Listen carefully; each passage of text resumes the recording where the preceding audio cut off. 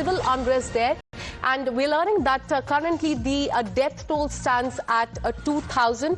And now a reaction that is coming from Donald Trump. He has said that he is awaiting the Iran death toll, saying that he will act accordingly. Accurate numbers sought on the protest killing. Killing looks significant is what Donald Trump has said. Coming to you, Srinjoy, once again. Srinjoy, now there's a lot of uncertainty around number because day before yesterday, the death toll was around 500. And now we're learning that it has now climbed over 2,000. On that, now Donald Trump has said that he has sought the correct death toll from the Iranian authorities and accordingly he will act on that. But stay on with us. We have another scoop coming in as far as Iran-US tensions are concerned. We're learning that Trump's envoy secretly held a meeting with Iran's exiled Crown Prince. White House envoy Steve Witkoff met secretly over the weekend with the exiled former Crown Prince of Iran. His name is Reza Pahlavi, to discuss the protests raging in Iran.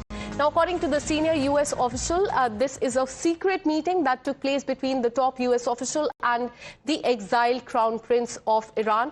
But the question is why it matters. Now, this was the first high-level meeting between the Iranian opposition and the Trump administration since the protests began on December 28th. The Crown Prince is attempting to position himself to step in as a transitional leader if the regime falls, is in fact why this meeting is very important. On that, let me go across, in fact, to KP Fabin, former diplomat. Thank you so much, sir, for connecting with us. Now, a lot of things are happening in Iran. There's uncertainty over the death toll.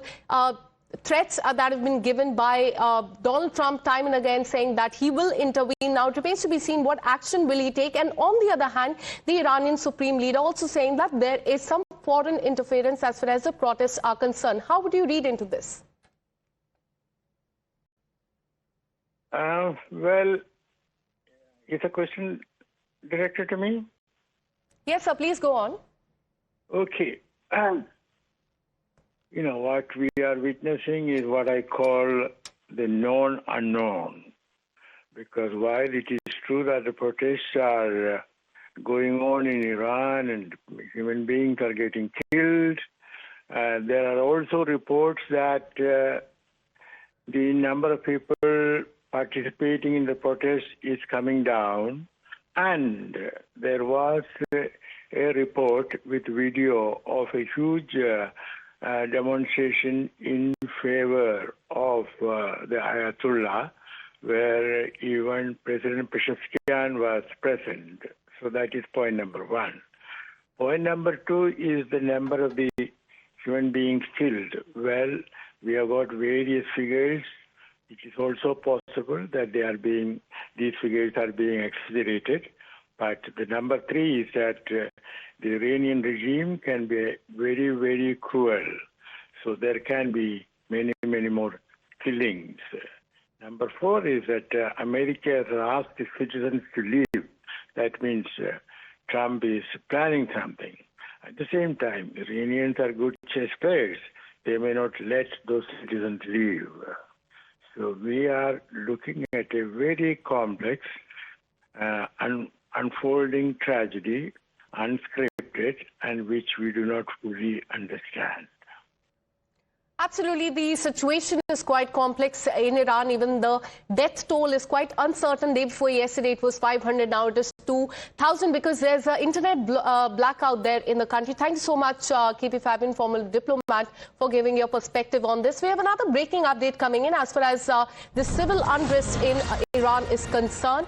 Amid turmoil in Iran, US has urged citizens to leave Iran, and now that the protests have escalated across the country, security measures have been tightened, roads have been closed, transport is hit. As we told you, internet and mobile services are restricted. Flights to and from Iran have been curtailed. Their landing exit via Turkey, Armenia advice. In fact, the situation remains quite volatile as far as Iran is concerned. For more on this, let me go back to my colleague Srinjoy. Srinjoy, do tell us about, first of all, the secret meeting, in fact, that took place between the Trump administration and the Iranian opposition. How crucial is that? Reza Pahlavi was the son of the Shah of Iran, and therefore the Crown Prince, when the revolution happened in the late 70s.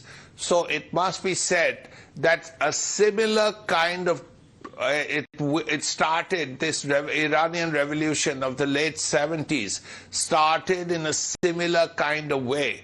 Maybe it was more overwhelming in the late 70s, and as a result of that, the Shah had to flee with his family and his very close associates. So Reza Pahlavi is the son of the Shah, who left the country, left Tehran for other countries like Panama and so on in the late 70s. So this kind of demonstration happened in Iran about 50 years ago.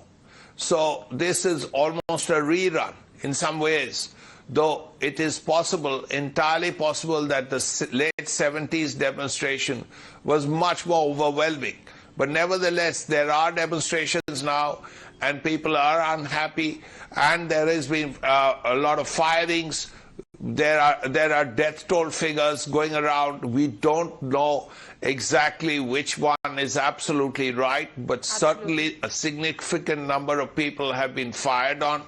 So all of that is there, and it's a situation which is chaotic, a situation which is uncertain, and you add to that the president of the biggest superpower in America making very clear statements, and we don't know what exactly he will do. Absolutely, and the situation remains quite volatile there. As you spoke about the death toll in the country, let's get our viewers more details on that. Stay on with us to enjoy. Iran is on the edge. Death toll has crossed the 2,000 mark. There's unrest that is worse since the 1979 revolution. There's a nationwide crackdown that continues. Slogans against supreme leaders that are being raised. Over 16,000 people, we're learning, have been detained so far. Children among the dead. Iran has admitted that many of them are martyrs. Internet blackout. There is a security crackdown is what we are learning as far as Iran is concerned. It is definitely on the edge. The situation there remains volatile. But as far as the death toll is concerned, it remains quite uncertain, because day before yesterday it stood at 500. But now it is 2,000 with no clarity, in fact, coming in from the Iranian authorities.